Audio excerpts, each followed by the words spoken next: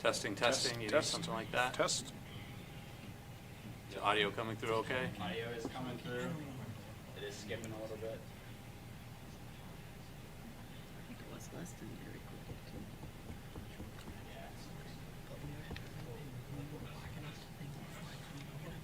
Yes, I know. Okay, so we'll definitely get on the recording, and however the Yeah. live stream goes, I'll keep an eye on it. My audio is might be dropping. All right. Please rise for the Pledge of Allegiance. Okay. I pledge allegiance to the flag of the United States of America and to the republic for which it stands, one nation, under God, indivisible, with liberty and justice for all. If you'd please remain standing for a moment of silence. Mr. Chairman, if I may say a few words. We don't usually do this during a moment of silence, but Ed Sheridan was such a major part of his community and the school community itself. His sister, daughter, niece, all work in the Clinton school system or have worked. And his father served as superintendent of schools here for a long time. His contribution to the education and his family's contribution is remarkable, but his contribution to Clinton and the community as a whole, and community is the word. That's the thing that I admired most about Ed. We were contemporaries. We were on different sides of the fence a few times, but he was a major person that made Clinton what Clinton is. And we miss him. The community misses him terribly. And I know his family does, but he left a lasting impression. He made Clinton better, a better place to live, a better place to raise your kids, and a better place to educate them. So I want to thank him on behalf of the school committee for his service to the town of Clinton.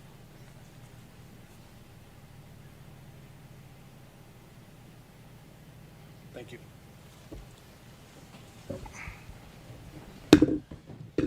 I'll bring the school committee to order for Monday, August 11th. If I could have a motion to approve the bills, please. So move. I'll second. Any conversation or comments, questions? Okay. All in favor? Great. Aye. Thank you. Could I have a motion to approve the minutes from the July 14th, 2025 school committee meeting? So move. I'll second. Questions, discussion? All in favor? Thank you very much. Any public comment today? I'm here to represent CTA, but we have nothing at this time. Okay, very good, thank you. Anything from the CTA? Oh, no, I'm CTA. You are CTA. PTA. It's so nice to have you back. I missed you last meeting. Jess and I were really But we're glad you took the night off. Yeah. It was It was Much like deserved. One One night. summer break, right? Yeah, welcome back. Happy August. It's officially back to school season. We rotated into the new fiscal year. Right now, we're sitting at 14 members. We are working on bylaws, budgets, schedules for the new year. We will have a new. Are any of those open- members seated at this table? Yes. I was you. kind of avoid that. Good for you. Good for you. You're taking cash this evening. He sure will take. New this year, we will have open sponsorship and membership process. Instead of recruiting sponsors and doing that effort multiple times per year for bingo or other events that we're having, we're gonna have it open and rotating throughout the year. It's just gonna make it a little bit easier on us. We are still finalizing that paperwork. We'll get it out to you. With that said, we will not be doing a calendar. I will be in touch with you and the other Matt. We will not have a printable calendar for this year. It was a great effort. It was a lot of fun to do. We had all the things, putting it together. We had a lot of fun with that. We did not break even last year, and it did not look like we had the potential to even break even this year. So we had to take it off our plate. There will also be no fall bingo event for this year. We will keep our family bingo in March. But with that said, we are moving forward with the Booster-thon Glow Run, which will actually take place September 19th.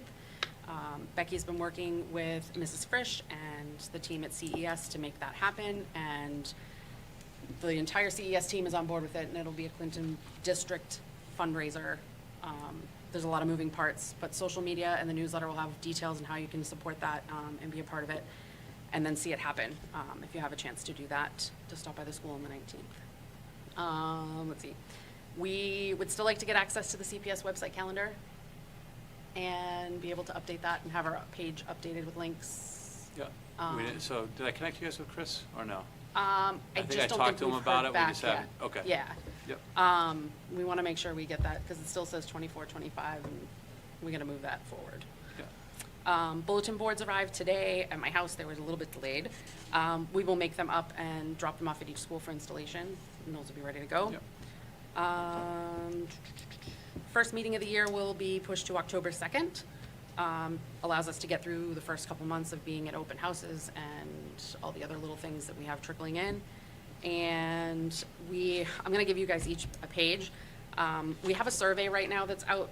If you could take 5 minutes and just answer the quick questions. None of them are required, so you can answer what you like and if you don't.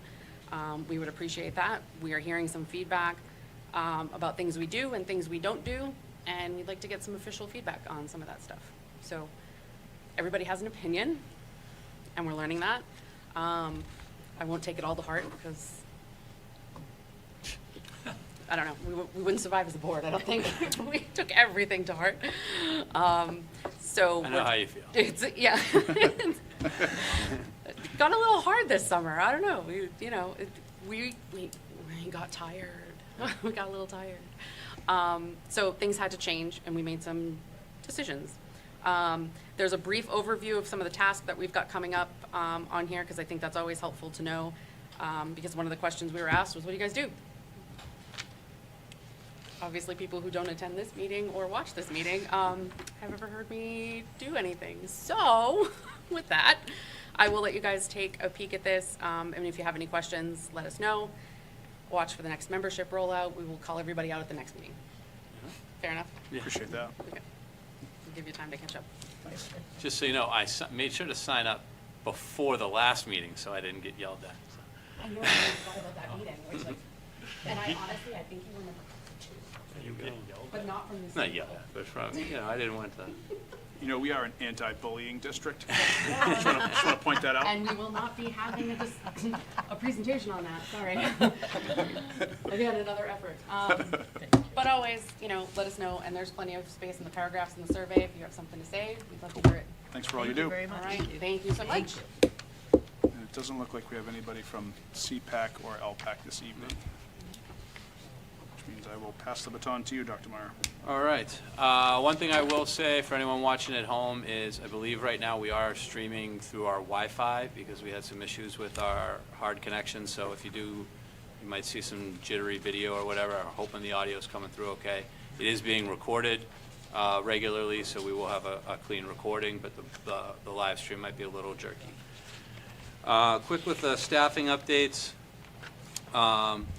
We had 3 resignations: Carly Zona, a 4th grade teacher, Emily Gemma, CES ABA-IA, and Nisha Kennedy, a CES ABA-IA. We have some new hires. Elizabeth Murray was hired as a 7th and 8th grade math teacher. Michaela Haley is a new speech-language pathologist, taking over for retirement. Jamie Amato Quintero is going to be a long-term sub-ESL teacher at CES. And Shauna Marshall is now the CMS daily building sub. We have 2 transfers. One, Kate Morin. With Alyssa Biamarini leaving, we did post for an interim assistant principal given the timing of the year. So Kate is going to serve as the interim assistant principal for this year. The other one we have is Joni Lamb. She applied and was appointed to the full year secretary position at the elementary school that was vacated. And what that actually did was, if you remember, we were eliminating one of those positions, which is going to create a bump. The fact that she applied and was appointed to that position, we were able to keep another staff member who was scheduled to get bumped. So it was one less kind of cut that we had there. One thing that I am going to ask from the committee is to, I'm recommending that we approve a 1-year unpaid leave of absence for Kate Moran from her position in the Teachers Association. So it's more kind of procedural move, but essentially what it's doing is we're putting her on a 1-year leave of absence from the CTA so she can be the interim assistant principal, so that at the end of the year, if she ends up needing to go back into the Teachers Association, she can. So it is in the contract that we can grant her that, I just need school committee approval. So moved. I'll second. So is that position only gonna be a 1 year, or? I mean, we'll see how it goes. I mean, I think that's, because we gotta figure that out in terms of, we're building a new school, right? So it Okay. might end up only being 2-year, and then we gotta figure that, so. I was just trying to figure out why she was leaving for a year, I guess. Right, but for right now, at least, right now with it being interim, what we talked about, and she's comfortable with this too, is this way, she can kind of dip her toes in administration, and then we can make sure it's a good fit for everyone. And if she decides it's not, or you know, whatever, then if she wanted to go back to the classroom, this would allow her that safety net. Thanks. And Steve, just to comment on the piece of building a new school, it could be that if we're moving population to that building, that it may present itself that we potentially could need another administrator in that building? Correct. Okay. And it may end up being, we then don't need a second Sure. assistant principal at Right. the other building, Yeah. so, it Yep. might- yeah. Cool. Thanks. Any further discussion on that topic? Okay, all in favor? Aye. All right, Perfect. thank you. you. Facilities update, so, Brian Ferrier wasn't able to attend tonight, however, he did share a facilities report in here. So they've just kind of, I won't walk you through the whole thing, but it's just sort of some update. He, you know, as far as he's concerned, he's fully staffed. They did have some summer help this year. There's a lot of different other projects and things that have been going on. I think one of the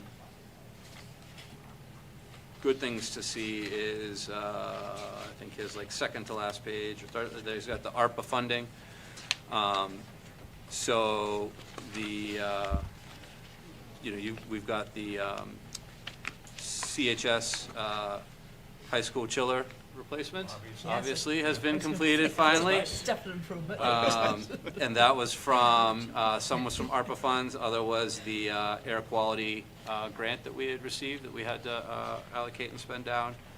And the tennis court resurfacing, and they're working on some CES chiller stuff that should be done this month. So he's had a lot of sort of time-sensitive projects there, and they're all buttoning up, so that's good. We've been able to leverage that funding.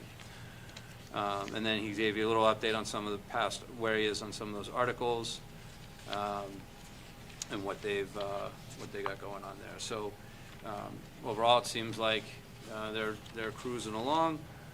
He is open to scheduling the walkthroughs next week, the week of the 18th to the 22nd. So I know that typically we assign those. I don't know, have you guys talked about which building you want to do already?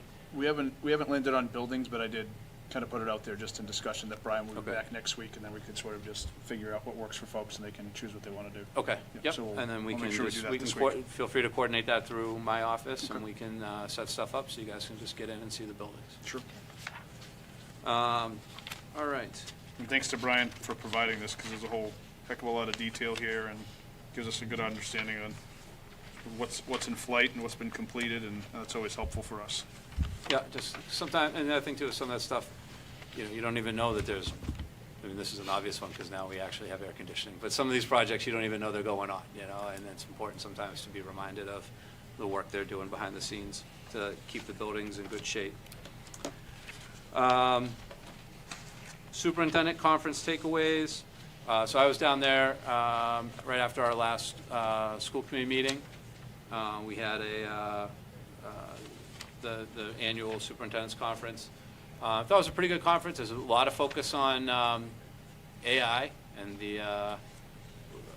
what that brings, and the kind of, I think in schools there's sort of the two sides of AI, right? Where it's sort of like, how do we guide students to make sure that they're using AI appropriately and safely, but there's also how can our staff use AI to try to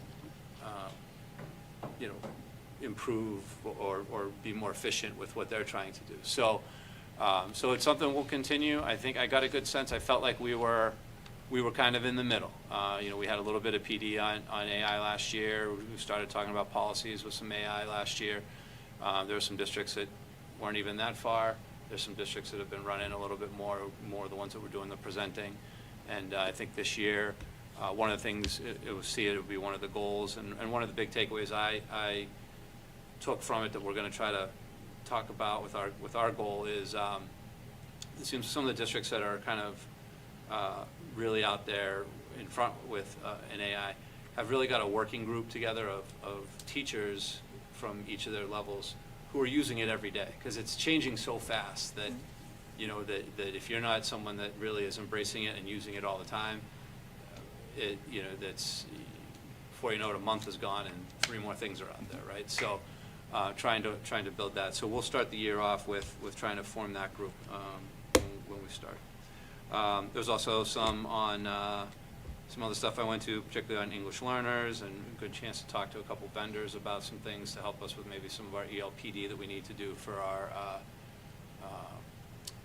as part of our response to our review last year. So Steve, is the shared best practice out there in the community still not to have an AI policy, but more a statement because it's just changing too quickly for that's it to have kind a of policy? still the same. That's what they had said last November. Yeah, and the state is working on it. The state has their own task force that's kind of working on it, that's released some general guidance last spring, but they also have, it's, you know, on their website, it's not updated yet, it's like coming soon, but the state will probably be coming out with some policy guidance. So we'll continue to monitor that in case there is any more detailed policy from the state level, guidance from that. But yeah, as of now, most people are kind of like, don't be too specific, because you know, you write a whole policy and you talk about ChatGPT, and then in 3 months no one's using ChatGPT anymore. They're on to something else, you know. So so we'll stay on top of that. Policies for a second reading. We had 3 policies: the concussion policy, the tobacco products, and the tobacco use on school property by staff members. These were all approved for a first reading last meeting. This would just be, unless there's any questions or comments, this would just be an approval for a second reading. Yeah, I think on the first reading, we took these as a group instead of one-offs. So if I'd be happy to entertain a motion of doing the same if the pleasure of the board is to do so. So moved, Mr. Chairman. Second. Any discussion? All in favor? Aye. Great, thank you. All right, thank you. Now, as we go through some of the 25, 26 goals and plans, in here you have a school year at a glance. We always try to put something like this together just so we have some of these things for us. This is really more of a, for the staff. We'll kind of clean this up for more of the public consumption, because this includes like teacher times and evening events and those types of things. We did have one change on this that we'll have to make. We shared it with staff today, and quickly we were reminded that right now we have step-up night scheduled for May 25th, which apparently when we were talking about it, we totally missed that that's Memorial Day, so that one's actually going to be May 28th. So we'll make that change as we start to disseminate that when everything comes back. And so that's just sort of some stuff we've been working on. Some draft goals. So we really kind of came up with 3 goals this year. Goal 1, working on technology. Basically, we're going to work to effectively utilize technology to support teaching and learning while minimizing distractions. 1 is just to continue to focus on the effective use of one-to-one technology in our electronic curricula, increasing the understanding and appropriate use of artificial intelligence by both staff and students. And the 3rd one is to review and adjustments to practices regarding personal electronic devices. And part of that is, if you've been paying attention, I know that there's some state bills and stuff about that might come down to more kind of outline school regulations from like bell to bell. So we'll continue to follow that and try to just make the appropriate changes as necessary. Our second goal is really focused on improving English learner outcomes by focusing on rapid English language acquisition and overall program fidelity. These 2 basically the English language proficiency benchmark plans and sheltered English emergent practices. These are right from our EL our Office of Language Acquisition, our OLA, tiered focus monitoring review last year, so it's part of corrective action plan that we have to do for the state. This was the only indicator that we were had to do, so we'll work on that. We're probably going to leverage, we have been using a program called Elevation to track a lot of the data for our EL students, but it was really limited to just our EL teachers who are using it. And now Elevation has more of a sheltered English immersion, like professional development module that will actually allow them to allow teachers to go through the modules and actually see their classroom, the actual data and levels of their students in there as we do that. So we're working on that. We actually have a meeting on Wednesday as an admin team with the representation from, or with a representative from Elevation to try to go through that. And that's something hopefully we would pay for out of either Title III or Title II funding, or a combination. And then the last one is kind of our ongoing goal, continuing to build on our multi-tiered system of support, making sure we have access to grade level material, that we're removing barriers and individual supports. And we're, each grade and each subject area is kind of at a different level there, but that'll continue our work on co-teaching, advanced learning, all that kind of stuff that we've been working on. So if there's any questions or comments on those goals. Okay. We also then have the school improvement plans that are in here. These are all developed by the school councils. So each school has a school council that consists of faculty members and parents and community members, and they work on creating the school improvement plans, and we need to present them to you guys. So we're just presenting these for approval. If you guys are so moved to accept the school improvement plans. I'll entertain a motion as such. So moved, Mr. Chairman. Thank you. Second. Okay. Any discussion? All in favor? Aye. Thank you. And these are these groups are the groups when we do the tri-council meeting, those are the councils that come. So these are those people that come to those meetings, and they meet monthly, and they work to develop these, and thank them for their time on these. Student and faculty handbooks, so you have those. Those were kind of an insert. I know Kelly sent them out, I think, a little bit early. There is one page in here, a new recommendation for student handbooks. There was a Supreme Court decision recently regarding opting out of material. So based on that, there has been some legal guidance, statewide legal guidance, about basically more of a broader statement that what type of available accommodations are related to curriculum content. So we've tried to build those into the handbooks as we've been advised, and we'll continue to see how that plays out. I guess when it first happened, there was kind of a stir about it. I did get contacted by one of the newspapers about it, just asking if we had heard anything from families. We have not yet. Doesn't mean we won't, but as of now, it hasn't really done much impact for us. The next couple pages in here are summaries of the changes. You can see they're pretty much basic. Most of the changes are pretty basic in terms of just updates, nothing really substantial. So if you guys are so moved, you could approve the handbooks. Mr. Chairman, move to approve the 4 handbooks as presented.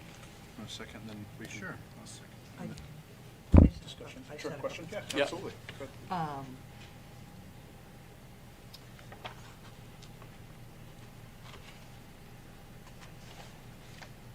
It was the first time I was trying to, I added text comments, but Oh. when you sent it to me, I don't know, do I have to save it and then send it back to you with the comments, or is it a live document?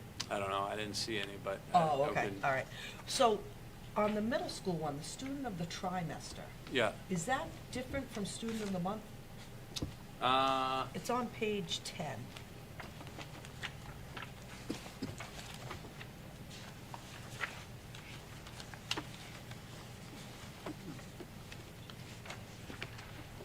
program will recognize one student in every group from grades 5 to 8 who demonstrate the following qualities. I believe it is separate from that. I'm not sure. I'd have to talk to the middle school about the process they're using for that right Oh, now. okay. Yeah, yeah. Because we do ours more than each trimester, Right. so it'll be a little different, yeah. Yeah, and then, on the grading system on page 15, Yep. it talks about the grading system as numerical values, like 90 to 100, 80 Yeah. to 89. But then on page 16, it says all students must maintain at least a C average, and then it talks about getting a D or below, but it doesn't really say what's considered a C or a D, or is that just something that's known that I'm not Yeah, I clear can on? see that. You see what I mean? Yeah, I think they're probably just making the assumption that those, like the excellent, good, fair, poor is sort of implied the D. ABC, but that's, we could make that change for clarification. All I think that's fine. I just want to make sure there's no ambiguity. Yep. Smart. Okay, so.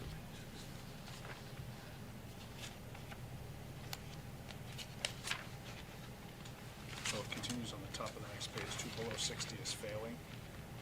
So basically, like, you figure like A, B, C, D. Right, but they don't necessarily define that that's an A, B, or C, Yeah. so, okay. That makes sense. That's how these things work. You start reading them so much that you don't even, you just take things for granted, and then when you, there's so many times with handbooks, I feel like you search through it, you're like, I know it's in here. And then on the elementary school one? Yep, Is this the actual handbook copy of it? Because I noticed starting on page, well, a lot of the page numbers at the top are cut off, okay, and I don't know if that's gonna have how it's printed, if it's gonna have an effect on that. okay. But starting on page 26, I think. That the- would have been how I printed it. Oh, okay, okay. And I think some of the highlights, you're talking about some of the highlighted stuff? Yeah, it's the yellow and green where there's Yeah. actual consequences listed, yeah. Because then, it just seems like a little bit is cut off of the right side, too. Okay. I don't, honestly, I don't know that we really even print them anymore. Most of them, the time, they're all shared electronically, but we can double check that. Okay, all right. CES formatting. That's all I have. All right. Thank you. You're welcome. No problem. No further discussion, all in favor? Aye. Very good, thank you. We just have to, I know we just have to, I ask this every year, we just have to approve the, Technically, the only one that, by law, that needs to be approved is the high school handbook. no, I do it every year, and I forget I the know, that answer was every always year. kind of- Yeah. Okay. I think Joel used to always carefully remind us, because I think as a middle school principal, he didn't want anyone thinking his needed to get approved. But I think it's just a good practice to share them all. All right.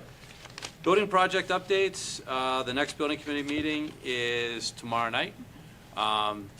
It's moving along. There's a lot going on over there. You think? They're doing a lot with the wells. They're doing a lot of work tying in the sewer right now. Getting ready to kind of start doing some more of the paving to kind of bring back the parent loop, because we have to move the fence back and bring the parent loop back in the next couple weeks. And they're working on, once they get they're hooking up the sewer line, and they'll get a trailer on site. We've been letting them use the industrial arts room as their base. They'll be bringing that on. It's amazing. I know, Matt, I know you shared it with me, but I know there was some aerial photographs that someone had taken that were on Facebook. Yep. And it was amazing to me how clearly you could basically see the footprint of the building already. Like when you're down on the ground level, it doesn't look as clear, but it's amazing. Looks just that like they the have- piece of poster board in your office. Right. The footprint is good. It's Yeah. amazing that's there already, It's kind of amazing, so. So we're still on pace to have the groundbreaking ceremony on, right, we come back to school in September. And I have a meeting actually on Thursday where we're gonna go through the logistics of that. We'll probably actually be in that far kind of corner of the parking lot, right on like the edge of the construction site with the gates open, so we're not bringing people into hard hat, safety vest area. And then if people want to go back there, we can discuss that, but we won't bring everyone back there for the actual ceremony. We'll probably set up so that's kind of like right in the background, and we're right on the edge looking into the site. Any questions on the voting project? We did get a monthly report just Friday, I think we got that. And I was considering sharing it with you guys, but it was, we might send it to you electronically if you're interested, but it was, by the time you get through the whole thing, it's like 60 pages, and it's got, and some of it's pretty small, so you're gonna wanna be able to, printing it won't be that useful, you'll wanna be able to zoom in on it or something, so we can try to send that to you electronically, if you wanna see what that is, but, you know, there's a lot going on, there's also a lot of effort being put in to track what's going on every day and monthly and all that kind of stuff, so. There's also a lot of effort going into preparing the first requisition for the general contract. I was invited to Oh, participate yeah. in the requisition meeting. They're spending a lot of money on Yeah. the stuff they're doing. But there's a lot of detail into managing the requisition process. There's a lot of eyes on it. Yeah, so did that go, were you happy with that? Yes, I've still got questions. Right, but okay. Tomorrow night's the night for that. Good, good. That's why you're on there. So, all right, so, yep, next meeting will be tomorrow, and we'll keep going from there. A couple financial updates. So, one of the big topics, actually, at the superintendent's conference was the federal grants and how they had to release the federal grants and all that, and then federal grants got released. So, so I try to do a quick comparison here. Most of our grants stayed right about the same. We got, you know, right now we got about $1,300 more in Title I, $3,000 more in Title II, $10,000 more in our 240. We're also down $1,900 in Title IV. Overall, if you add sort of those entitlement grants up, we got $7,000 more than last year. So it's not, you know, that's not great, but it's way better than them all getting cut, which was sort of what we had been planning for. So we're hoping, we're trying to look, I met with actually Annette this morning, and we were just talking about what things we think are eligible for the grants that we can put in there to make sure that we, and there's certain things that we know we can put in there, and certain things that we're trying to see now that we kind of weren't planning on those grants, what can we put in there to sort of help the overall budget. And they are saying that there's a little bit of more leeway, at least the messaging at the superintendent's conference was a little more leeway with the supplements to plant this year and the start date on some of your things because of the delay. So the idea was like, you know, when they delayed it so much, if you had to sort of account for that stuff in your budget that maybe had been in the grant prior, you could still move it back into the grant. So we're working on doing that to try to be as smart as we can, leveraging that. One of the other grants that we got a $125,000 grant for our early college support, to support our early college program. That was a result of getting that early college program designation. That one, we were able to put a lot of, Katie Ball, the early college counselor, we were able to put a lot of her salary in there and also carry a lot of the transportation costs for that program. So that should help offset some of our budget that does not have the supplement supplant requirement of the federal grant. So we were able to get that approved as a state grant. And then we did get a $5,000 secondary and post-secondary program equipment. That was basically for our Perkins program, so we were able to order some stuff from there. We have another grant that's like $75,000 for the innovation pathways. It hasn't been approved yet. It's been financially approved. We're waiting for final programmatic approval from the state. So that would be another one. That's another one of those ones that might help offset some salary to help our overall budget in terms of, I don't know if you remember, but when we kind of get our final budget, we were going to try to have to sort of tap into a little more circuit breaker than we wanted to. All of these things that we're trying to piece together right now are trying to say, how can we try to fill that deficit as much as we can to kind of limit that circuit breaker dip. So I think we're tracking well on that, but we'll continue to work on that. We feel pretty good about it. I did include in here, there's no changes, but just so you can see, these are the final numbers from the state. So it's just the final, it's not the, it's the final numbers. And I also included the sort of cherry sheet with the history of it. So you can see that really our our Chapter 70 number didn't change the entire time. Once they said Student Opportunity Act, they funded that didn't change. There's been some other minor changes through there, but you can see that, but mostly it was what we had intended, so. So we're continue to track that. I think that's all I have for financial updates. One of the last things I had on here was Keystone appointment. I serve as the district's representative for our Special Education Collaborative, the Keystone Collaborative, formerly known as FLAC. And every year they need an appointment for that. It does not have to be me. It is permitted to be a school committee member. However, most of those meetings are on Thursday mornings. So I'm happy to continue to do it, but we just need an appointment from the committee. I'd make a motion that we appoint Dr. Meyer to the Keystone Board again. Second. Any discussion? Anybody else Discussion, want it? Mr. Chairman, Anybody is there else any want it? stipend or anything attached to that? No. Not No. if it's Steve there's not. It's out of the goodness of my heart. All in favor? Aye. Go forth and prosper. Thank you. We'll let them know I've been appointed. And I think that's all I have. Thank you, Dr. Mara. I think anything under advisory committees, nothing obviously new heading into first meetings for the new school year, but I did take a pass after having conversations with all the individual members of sort of putting together coverage for the subcommittees this coming year. If there's anything I missed, I omitted, or I did an error, I'm happy to get a communication about that, and we can make adjustments as we go, but if you flip to the back page Yeah, of your last packet, Kelly has listed those. So if everybody's okay with what's listed, great. If you'd like to have a conversation outside of this meeting, happy to do that too. But it's sort of where we landed on coverage. I think a lot of people were serving on committees they were on from before, and then I talked to Jane and we filled in for where Pam was and some of the interests that she had as well. All right. Looks good. Any Do we thoughts? need a motion, or? I don't think so. Okay, looks good. Mr. Chairman? Yes. Sort of a related topic, if I could just Sure. touch base. You bet.